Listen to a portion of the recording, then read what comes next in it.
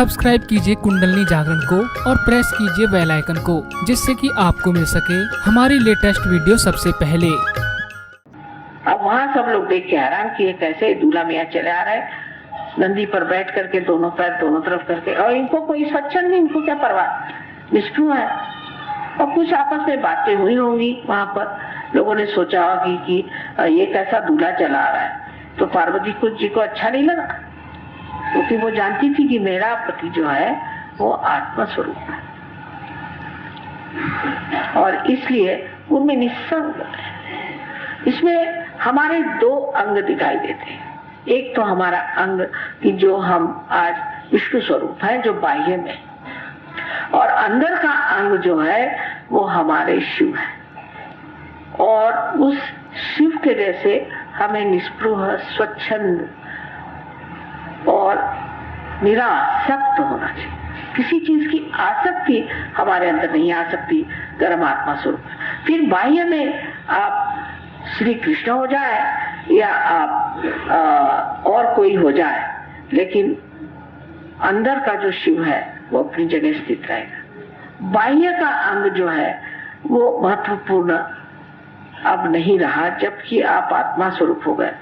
और जब आप आत्मा स्वरूप हो गए तो इन सब चीजों के लिए आपकी जो भावनाएं हैं वो एकदम बदल जाए। एकनाथ जी का ऐसा बड़ा सुंदर उदाहरण है कि वो कावड़ लेकर के पहुंचे थे द्वारिका, वहां चढ़ाने, और ऊपर चढ़ के उन्हें जाने का था। अब ये भक्ति का भाव उनका था।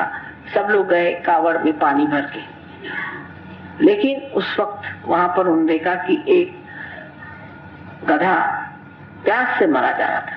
उन्होंने उसको अपना पानी पिला दिया। लोगों ने कहा क्या करते हो, वहां से आप सारी कावड़ भर के पैदल चल के आए और इस गधे को आप पानी पिला दिया। तो उन्होंने कहा तुमको नहीं मालूम, मेरा श्री कृष्ण यहाँ तक उतर के आया पानी पीने, उसको मैंने। ये जो भक्ति का जो सूक्ष्म भाव है वो एक आत्म साक्षात्कार ही समझ सकता है कि बाह्य को देखना कि हम कावड़ लेके गए और हमने जा करके और उनको समर्पित किया। हम कौन होते हैं? जब वही भाव टूट गया, हम ही भाव नहीं रहा, और जब वहां पर एक बेचारा प्यासा एक प्राणी पड़ा हुआ, उसको आपने पानी पिला दिया, ठीक है, परम चैतन्य ने ये कार्य कर दिया, हमसे क्या मतलब। इसीलिए जो बहुत सी बातें हम संतों की नहीं समझ पाते हैं वो अब आप समझ पाइएगा, क्योंकि आपने आत्म साक्षात्कार पाया और आपसे भी ऐसे कार्य हो जाए।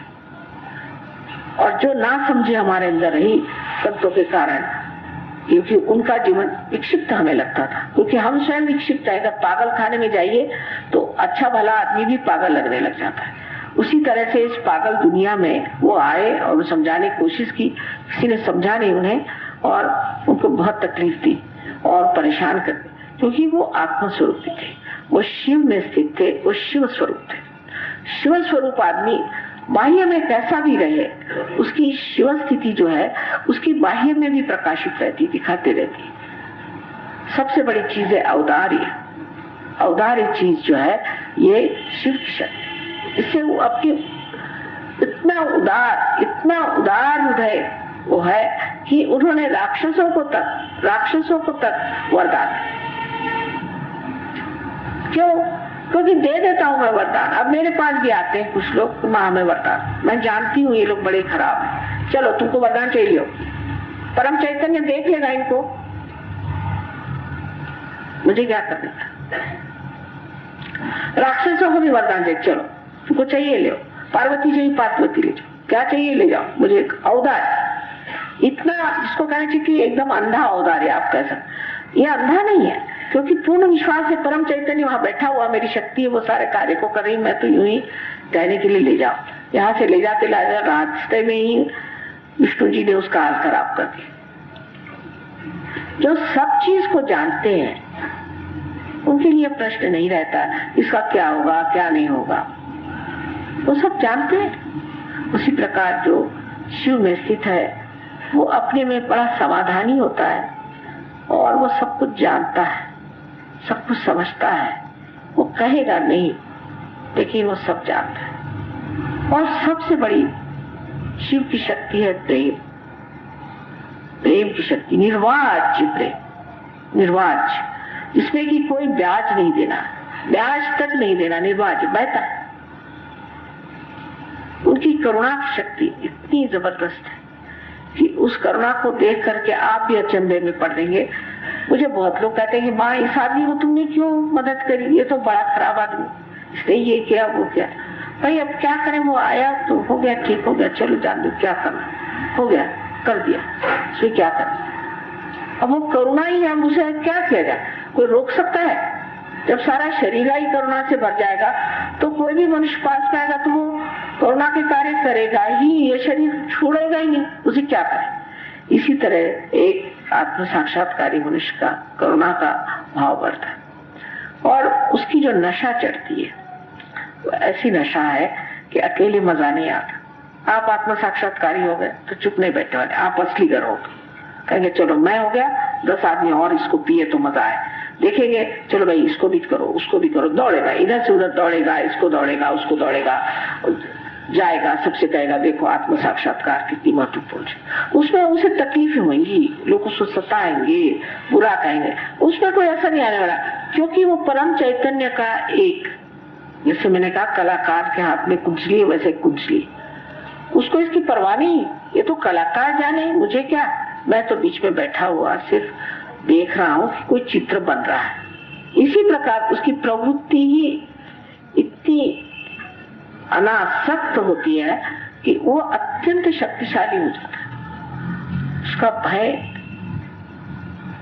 या आशंकाएं सब खत्म हो जाती और बहुत ही सुंदर कार्य को बड़े खूबी से कर लाता है और लोग आश्चर्य करते कैसे कर दिया इन्होंने। और कोई चीज समझाता भी इतनी सुंदरता से है कि मनुष्य का अगर अहंकार है तो उसे जाके नहीं कहता तू बड़ा अहंकारी, कभी नहीं कहेगा। ये कभी आत्म साक्षात्कार, ये नहीं जैसे सहयोगी कुछ होते कहते किसी तेरे को भूत लग गया, ऐसा कभी नहीं कहना चाहिए। उसका तरीका एक श्री रामदास स्वामी का बताती हूँ मैं आपको। एक बार शिवाजी को थोड़ा अहंकार हो गया क्योंकि वो देख रहे थे कि किला बन रहा था, उसमें हजारों लोग काम कर रहे हैं, उनको थोड़ा अहंकार हो गया कि देखो मैं कितने लोगों को पाल पोस रहा हूं। तब रामदास स्वामी वहां पहुंचे तो हर जगह पहुंच जाते थे और उन्होंने देखा कि इनको अहंकार और कुछ कहा नहीं। वहां एक बड़ा सा पत्थर पड़ा था, पहले इसको जरा धीरे धीरे तोड़।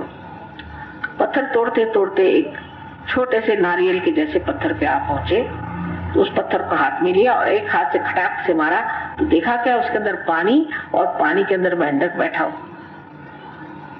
शिवजी ने एकदम उनके चरण पकड़ लिए कि जिसने आपको जीव दिया है वो आपको पानी भी देता है, मैं कौन होता देने वाला। यह अहंकार किस तरह से तोड़ा है। और आपको आश्चर्य हुआ कि साइंस भी कहता है कि मेंढक जो है वो बगैर हवा के सालों तक अगर उसके पास पानी हो तो रह सकता है। तो आप का अहंकार भी किसी का अगर तोड़ना है तो सीधा कहने की जरूरत है कि तू बड़ा अहंकारी है। आप सिर्फ सोच ही लीजिए कि अहंकारी है, परम चैतन्य उसकी व्यवस्था कर देगा कि उसका अहंकार टूट जाए। पर सबसे पहले एक आत्मसाक्षी मनुष्य को यही सोचना चाहिए कि मैं अब शिव में शरणागत हूँ, मेरी आत्मा में मैं शरणागत हूँ और मेरे आत्मा के ही कारण ये परम चैतन्य सारा कार्य करने वाला है और इसलिए मुझे कोई किसी चीज की चिंता नहीं। मेरा कौन बैरी है, कौन मुझे मार सकता है, मैं तो परम में जी रहा हूं। सारा कार्य जब यही कर रहा है तो मैं कौन सा कर्म कर रहा हूं। इस तरह की जब भावना हो जाए तब कहना चाहिए कि हमारे अंदर के शिव को हमने पहचाना है।